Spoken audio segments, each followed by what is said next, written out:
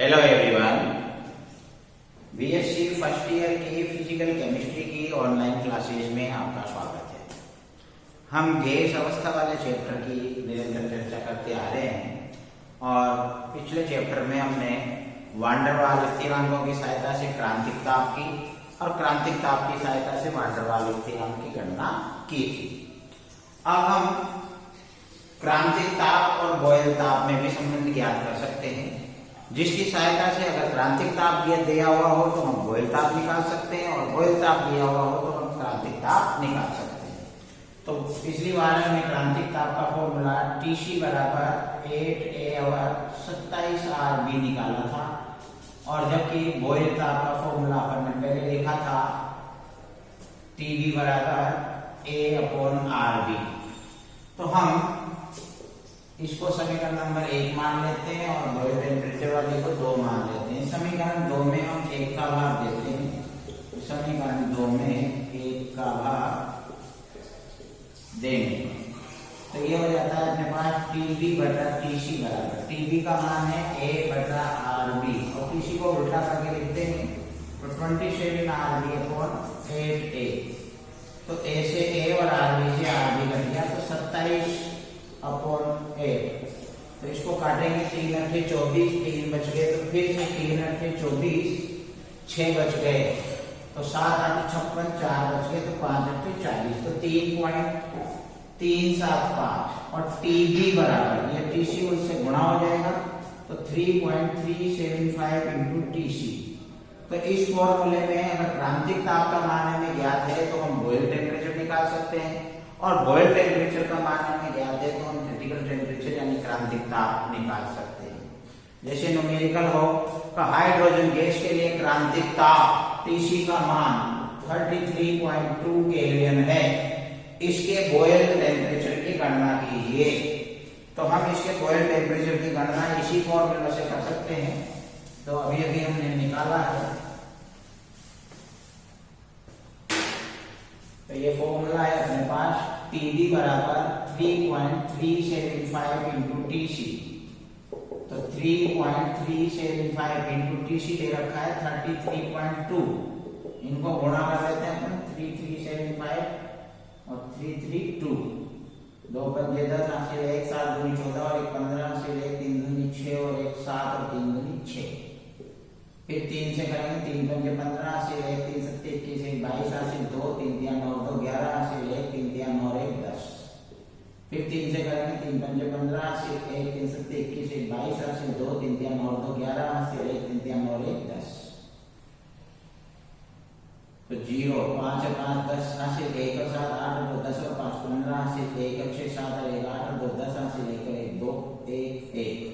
तो यहाँ पर 3 अंक तो पॉइंट के बाद यहाँ है और 1 अंक पॉइंट के बाद यहाँ है, तो कुल 4 अंक छोड़ के पॉइंट लगाएंगे 1 2 3 4।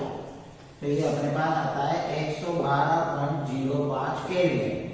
तो इस प्रकार से ये हाइड्रोजन गैस के लिए हम बॉयल ताप की गणना कर सकते हैं जब हमें क्रांतिक ताप दिया गया था। इसके अलावा क्रांतिक ताप की गणना अगर वान डेर वाल स्थिरांकों के मान दे रखे हैं तो हम क्रांतिक ताप की गणना भी कर सकते हैं।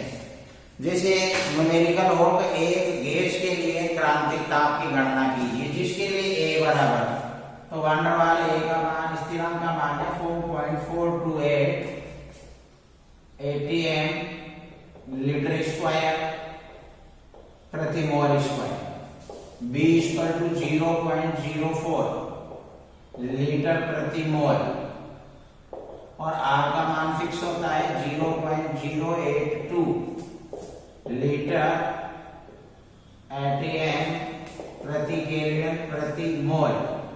और इसके लिए हमें क्रांतिक ताप Tc की गणना करनी है। तो क्रांतिक ताप Tc के लिए अपन फॉर्मूला व्युत्पन्न कर चुके हैं, Tc = 8a/27rb। इसमें मान डालेंगे तो 8 × A का मान 4.428 और 27, R का मान 0.082 और इंटू B का मान है 0.04। अब आप इसको कैलकुलेट कर सकते हो, ऊपर की संख्या को आपस में गुणा करो, नीचे की संख्या को आपस में गुणा करो और फिर ऊपर की संख्या में नीचे की संख्या का भाग दे दो तो ये 400 के लगभग आ जाएगा। तो 400 केल्विन। तो इस प्रकार वान डेर वाल स्थिरांकों की सहायता से हम किसी गैस के क्रांतिक ताप की गणना भी कर सकते हैं। तो वान डेर वाल समीकरण काफी उपयोगी समीकरण है, लेकिन इसमें कमियां भी है। तो अब हम वान डेर वाल समीकरण की सीमाओं के बारे में बात करेंगे कि कहाँ ये समीकरण फेल हो जाती है। तो वान डेर वाल समीकरण की सीमाएं, तो इसमें पहली कमी तो हमें नजर आएगी कि जो क्रांतिक ताप से कम तापों पर जो समतापी वक्र है, उनमें गैस के द्रवीकरण के समय जो वक्र है वो लहरदार वक्र है, जबकि वास्तविक गैसों के लिए ये वक्र क्षैतिज और सीधी रेखा के रूप में होते हैं। तो यहां पर हमारी वान डेर वाल समीकरण फेल हो जाती है। इसके अलावा आरटीसी बटा पीसीवीसी, इसका मान 8/3 आता है, क्योंकि हमने आर का मान निकाला था। गैस स्थिरांक आर का मान 8 पीसीवीसी बटा 3 टीसी था, जो अपन पिछले चैप्टर में चर्चा की थी। तो इसी मान से ये मान हो जाता है आरटीसी बटा पीसीवीसी बराबर ये 8/3 आता है। जैसे पीवी बटा आरटी का मान आदर्श गैसों के लिए फिक्स होता है 1, उसी प्रकार से यहाँ आरटीसी बटा पीसीवीसी का मान भी फिक्स होना चाहिए 8/3 यानी कि 2.67। लेकिन ये भी हमेशा सत्य नहीं है, और अधिकांश गैसों के लिए ये आरटीसी बटा पीसीवीसी का मान 3 से 4 के बीच में आता है। तो यहाँ भी वान डेर वाल समीकरण हमारी फेल हो जाती है। इसके अलावा एक सूत्र अपन ने क्रांतिक आयतन के लिए निकाला था कि VC बराबर 3B, यानी कि VC बटा B बराबर 3। तो VC बटा B का भी एक स्थिर मान होना चाहिए 3, लेकिन यह भी सत्य नहीं होता। जैसे ऑर्गन गैस के लिए VC बटा B का मान 1.41 यानी 1.41 होता है, हाइड्रोजन गैस के लिए ये मान 2.80 और कार्बन डाइऑक्साइड गैस के लिए ये मान 1.86 होता है। तो इस प्रकार कई स्थानों पर वान डेर वाल समीकरण हमें संतुष्ट नहीं कर पाती। तो इन वान डेर वाल समीकरण की सीमाओं के बारे में व्याख्या करेंगे कि ये वान डेर वाल समीकरण फेल क्यों हो रही है। तो इसकी सीमाओं की व्याख्या हम कर सकते हैं कि वान डेर वाल समीकरण में जो A और B है वान डेर वाल स्थिरांक, ये वास्तव में स्थिरांक है ही नहीं, क्योंकि आप जानते हो कि किसी भी समीकरण में यदि कोई पद स्थिरांक है तो फिर उसका मान हमेशा स्थिर ही होना चाहिए, और वो मान ताप और दाब से परिवर्तित नहीं होना चाहिए। लेकिन A और B के मान गैस की प्रकृति पर निर्भर करते हैं और ताप और दाब में परिवर्तन के साथ परिवर्तित हो जाते हैं।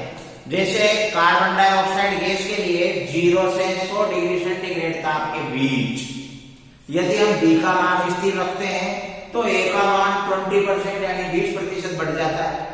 इसी प्रकार अगर A का मान स्थिर रखते हैं तो B का मान 5% तक बढ़ जाता है। इसी प्रकार यदि दाब में वृद्धि करते हैं तब भी B का मान घट जाता है।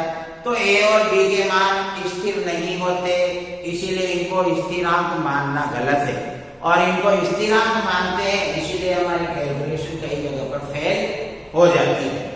तो फिर इसके लिए हम समानीत अवस्था समीकरण का उपयोग कर सकते हैं, जहां इन दोषों को दूर किया जा सकता है।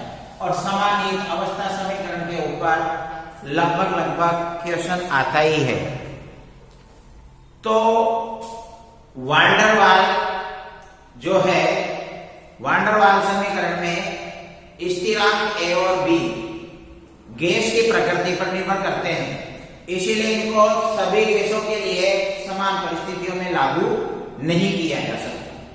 तो फिर वान डेर वाल ने बताया कि यदि उनकी समीकरण में यानी वान डेर वाल की समीकरण में समानीत ताप, समानीत दाब और समानीत आयतन के रूप में ताप, दाब व आयतन को व्यक्त किया जाए, तो फिर एक ऐसी सामान्य समीकरण बन जाएगी जो सभी गैसों के लिए लागू हो सकती है, और इस प्रकार के समीकरण को ही समानीत अवस्था समीकरण कहते हैं। तो समानीत अवस्था समीकरण को हम किस प्रकार से व्युत्पन्न कर सकते हैं ये अपन देखते हैं। तो देखिए, समानीत ताप को PR के द्वारा, समानीत दाब को PR के द्वारा और समानीत आयतन को VR के द्वारा व्यक्त किया जा सकता है। तो समानीत ताप, समानीत दाब और समानीत आयतन, क्रांतिक ताप, क्रांतिक दाब और क्रांतिक आयतन से निम्न प्रकार से संबंधित होते हैं। तो टी आर बराबर T by T C, P R बराबर पी बाई पी सी और वी आर बराबर वी बाई वी सी। तो ये क्रांतिक ताप दाब और आयतन समानीत ताप दाब और आयतन के साथ इन सब समीकरणों के अनुसार संबंधित होते हैं। यहां पर टी आर को थीटा द्वारा भी, पी आर को पाई द्वारा और वी आर को फाई द्वारा भी प्रदर्शित किया जा सकता है। तो फिर ये हो जाएगा टी आर की जगह पर लिखेंगे तो थीटा बराबर टी बाई टी सी या टी बराबर टी सी थीटा। इसी प्रकार से यहां पर दूसरा हो जाएगा आपका पी आर की जगह पर लिखेंगे पाई, पाई बराबर पी बाई पी सी, तो या पी बराबर हो जाएगा पाई पी सी। और इसी प्रकार से हम तीसरा समीकरण वी आर की जगह पर लिखेंगे फाई, तो फाई बराबर वी बाई वी सी, तो या वी बराबर वी सी फाई। तो ये तीन सूत्र अपने पास ताप दाब और आयतन के हो जाते हैं। ये अब इनके मान हम वान डेर वाल्स समीकरण में रखेंगे। तो एक मोल गैस के लिए वान डेर वाल्स समीकरण होती है P plus A upon V square into B minus V minus B equal to RT। ये एक मोल गैस n बराबर 1 मानते हैं, तब n बराबर 1 मोल गैस के लिए वान डेर वाल्स समीकरण आती है। तो इसमें अपन P, V और T के ये वाले मान जो ऊपर निकाले हैं इनको डालते हैं। तो P की जगह अपन लिखेंगे पाई पी सी प्लस A बटा V का स्क्वायर, तो V का मान है वी सी फाई, तो इसका स्क्वायर करेंगे तो V C square phi square into V का मान लिखेंगे वी सी फाई और minus B equal to R T. तो इस प्रकार से ये वान डेर वाल्स समीकरण अपने पास हो चुकी है। अब अपन ने टीसी, पीसी, वीसी के मान पहले भी निकाले हैं। तो वीसी बराबर होता है 3b, पीसी बराबर होता है a अपॉन 27b स्क्वायर और टीसी बराबर होता है 8a अपॉन 27rb। तो ये जो अपने ऊपर समीकरण नंबर 1 आई है, इसमें ये टीसी, पीसी और वीसी के मान रख देंगे, जिनके मान अपन पिछली क्लास में कैलकुलेट कर चुके थे, ये वही मान है। तो अब लिखते हैं अपन इसको पाई पीसी, पीसी का मान है a अपॉन 27b स्क्वायर, फिर plus a upon VC square, तो वीसी स्क्वायर यानी 3b का स्क्वायर, 3 का स्क्वायर 3 दिया 9 और b का स्क्वायर b स्क्वायर, तो vc स्क्वायर के बाद ये फाई स्क्वायर, फिर इनटू vc, तो vc बराबर 3b फाई और माइनस b बराबर r और t, t का मान रखेंगे अपन यहां r t c लिखना था, r और टी का मान क्या था टी सी थीटा, ये हाँ। तो आर हो गया और टीसी का मान अपने पास आ रहा है ये वाला 8a अपॉन 27rb और थीटा। अब इस मान को अपन ऊपर ले लेते हैं और इसको और आगे अपन कैलकुलेट करेंगे। तो अपने पास आगे समीकरण pi a upon 27b square plus a upon 9b square phi square और फिर 3b5 minus B equal to 8 R A theta upon 27 R B.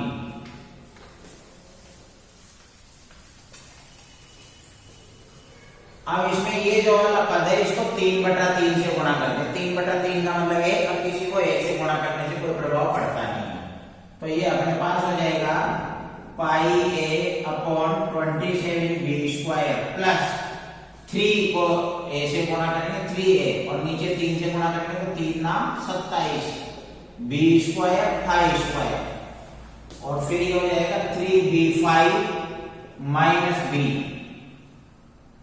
बराबर 8a/27 rb। तो ऊपर क्या बच गया, ये r से r भी कट गया, तो 8a अपॉन 27b और थीटा।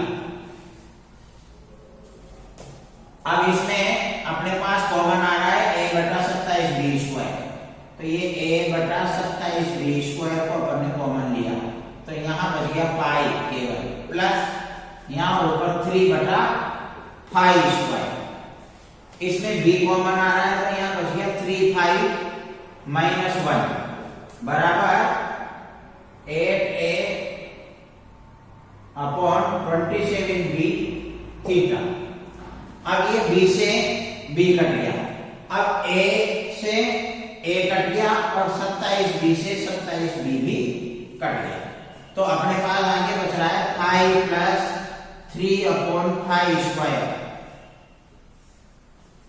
फिर 3/5 माइनस 1 इक्वल टू 8 थीटा।